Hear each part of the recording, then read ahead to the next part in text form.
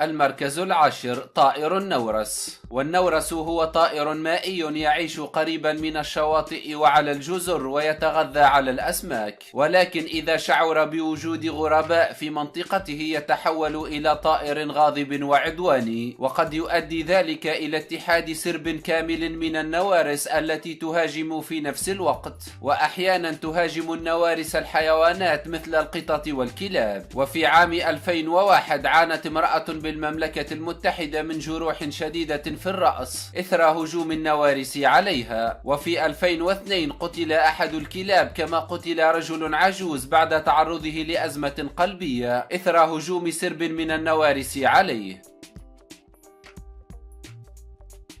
في المركز التاسع البومة الثلجية. البوم من الطيور الجارحة التي تنشط خلال ساعات الليل، ويعتبر أكثر الطيور الجارحة في العالم انتشارا، وذلك لسهولة تكاثره، حتى أنه في بعض البلاد يتم تدريب البوم على الصيد بدلا من الصقور، وذلك لأن البوم يتمتع بمخالب حادة تمكنه من صيد القطط والقوارض، كما يمكنها مهاجمة البشر أيضا. ومن أشرس أنواع البوم هو البومة الثلجية، وهي تعرف أيضا باسم بومة القطب الشمالي، وهي الطائر الأبيض الكبير الذي خلدته سلسلة هاري بوتر. ويعد البوم الثلجي صيادا بارعا خصوصا في فصل الشتاء، وهي تزداد عنفا عند اقتراب أحدهم من عش صغارها، فتقوم باستهداف الوجه والرأس بمخالبها الحادة. في المركز الثامن العقعق الأسترالي. ويعتبر العقعق الأسترالي طائرا قريبا من الغربان، وعادات العقعق الأسترالي في التغذية غير مؤذية نسبيا، وتركز بشكل كبير على اللافقريات التي تعيش في البرية، ويعتبر من أخطر الطيور في العالم وأكثرها عدوانية، خاصة إذا اقترب أحدهم من عشه أو صغاره، فمن الممكن أن يسبب للإنسان إصابات شديدة في العين وفي أجزاء أخرى من الجسم، مما قد يؤدي إلى الوفاة، كما أنها تتسبب في حوادث طرق متعددة لما تحدثه من تشويش وحجب للرؤية لدى سائقي الدراجات والسيارات. ويقوم هذا الطائر باستهداف مناطق الرأس والوجه.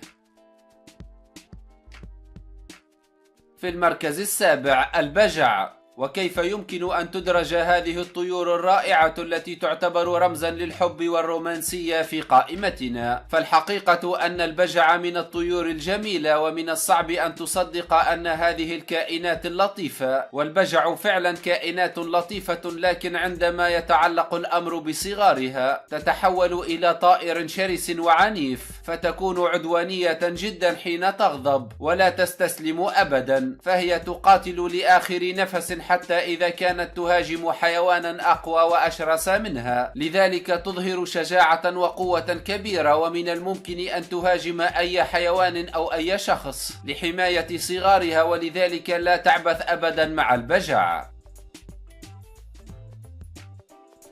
في المركز السادس الصقر أحمر الذيل.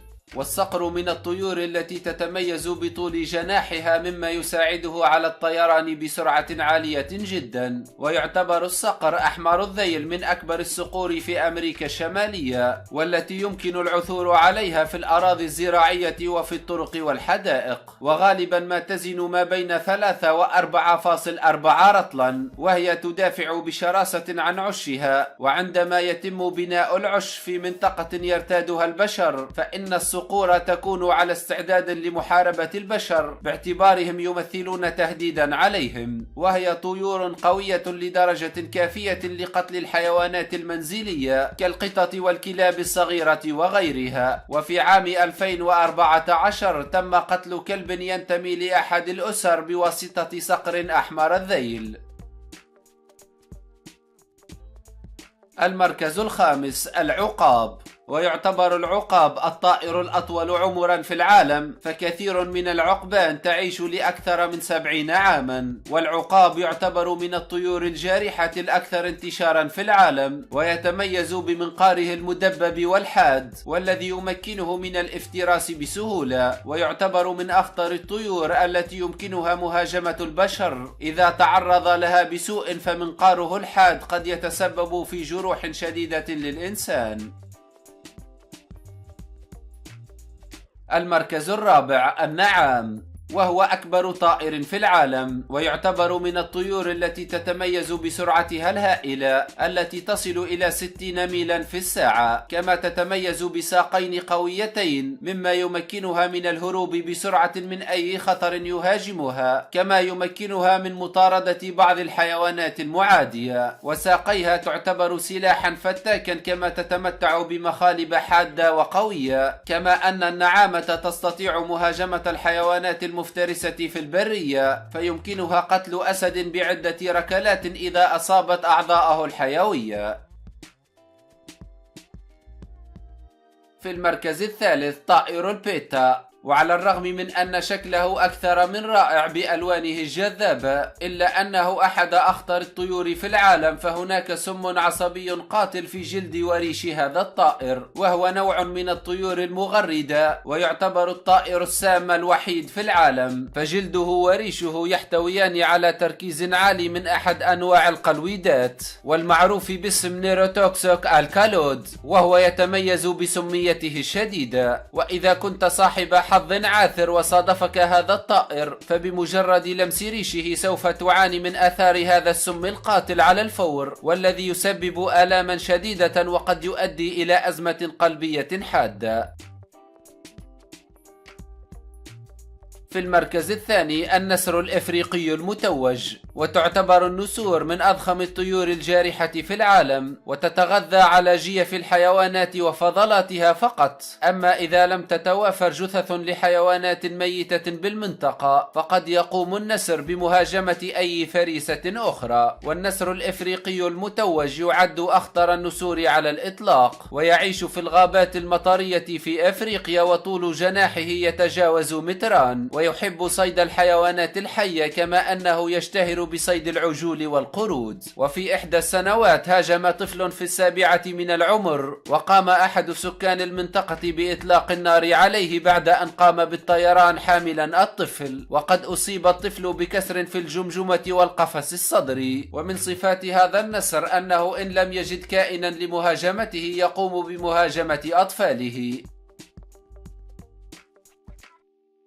في المركز الأول طائر الكاسوري، وبرغم جمال هذا الطائر ووداعته الكامنة، فهو يعتبر من أخطر الحيوانات على الإطلاق، وثاني أكبر طائر في العالم بعد النعامة، وله رجلان قصيرتان ولكن قويتان تمنحانه سرعة 48 كيلومترا في الساعة، وهو يملك عرفا من العظم فوق رأسه يحمي جمجمته من الاصطدام بالأشجار الكثيفة، وإذا شعر بأنه محاصر يندفع بقوة نحو مهاجمه ويركله بقدمه ومخالبه الحادة، ويشق صدره وبطنه بضربة خاطفة. ويعتبر هذا الطائر على قائمة الأنواع المهددة بالانقراض طبقا لموسوعة جينيس، وهو طائر عدواني لدرجة خطيرة ومتقلب المزاج جدا، خصوصا إذا شعر بأنه محاصرا أو لو كان مجروحا. ويبدو هذا الطائر كأنه حيوان خجول وجميل، ولكن الحقيقة هي غير ذلك، فإذا اقتربت من هذا النوع من الطيور ستكون نهايتك لا محالة. وعلى الرغم من ذلك يصطاده السكان المحليون لمقايضته ب8 خنازير أو لتقديمه مهرا للزواج.